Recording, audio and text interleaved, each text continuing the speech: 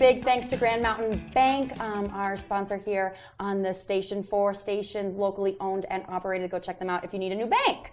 Erik's joining us here, Director of Competition from NSCD. Thanks again for hanging out with us and teaching us. My pleasure. So tell me about visually impaired and how you ski and how you compete being that. Well, when you're a VI skier, VI, this is an acronym that we use for VI. You have 3 different classes. You have somebody who probably should not be behind the wheel of a car. Okay. So they can see shapes, they can see colors, they can see things, but they still need somebody in front of them. That visually impaired skier has somebody in front of them. They usually have a bright colored orange bib. You'll see them on the mountain. Yep. And they follow them around, and they have voice commands through a 2-way radio that they talk through. Okay. The next one is what we call a B2. Okay. The B2 can barely see shapes and colors. Sometimes they have a visual field of say like 5%. So if you take a pin and look through it like 5%. that, that's about 5%. Wow. So they can just see that spot, and they're looking around and making sure that they keep that person in. Same thing, they'll have a bib. Okay, and then you have what we call our B1s, which are totally blind. Okay. Yeah, that athlete cannot see a thing. Right. Okay, actually we block their goggles out so they can't see things. Okay. They have a guide in front of them. They have a microphone, and that person with that microphone, that big speaker on the back is going right, left, straight, straight. Yeah. Talk about terrain. Talk about this. Got it.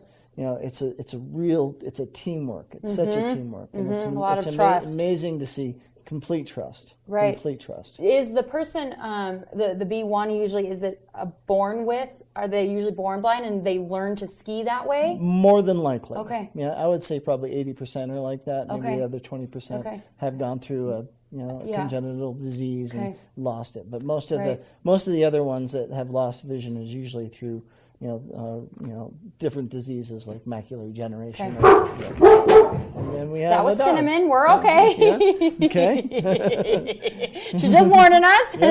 Coming up as pet pals, or just happened as pet pals. So, tell me, there's a huge difference between free skiing as a visually impaired person and racing.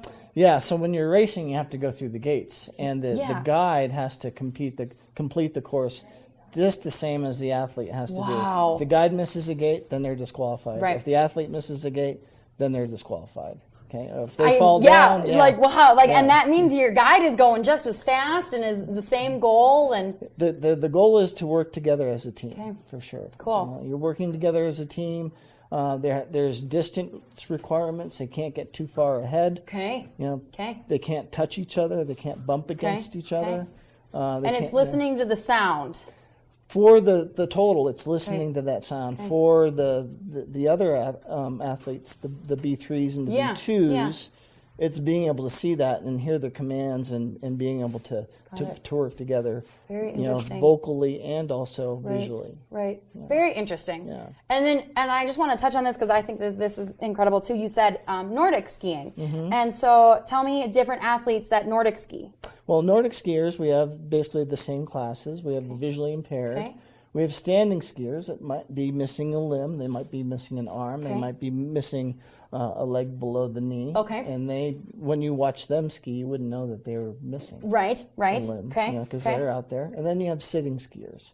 And I have the most respect for the sitting skier. Because the sitting skier is sitting in a chair and pushing themselves with both their arms. That's amazing. And using their abdominal muscles if they have abdominal muscles. Right. And it is, I've done it before. It is one of the hardest workouts I've ever done. I bet. How long is the course for a Nordic sit skier?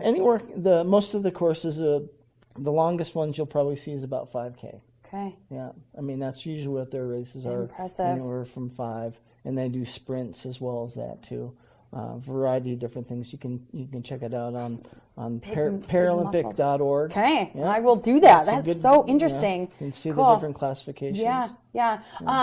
Types of athletes. So the 3 classes are for all Nordic skiing and snowboarding. Is that we don't have visually impaired in snowboarding yet. Yes, you said yes. Because they're doing border cross. If you can imagine, 3 different people going down border cross with their guides. So that's 6 people. Yeah, that would be a little. It'd be a little chaotic. Right. Yeah. But That's cool. So cool. So lots of athletes and athletes from all over.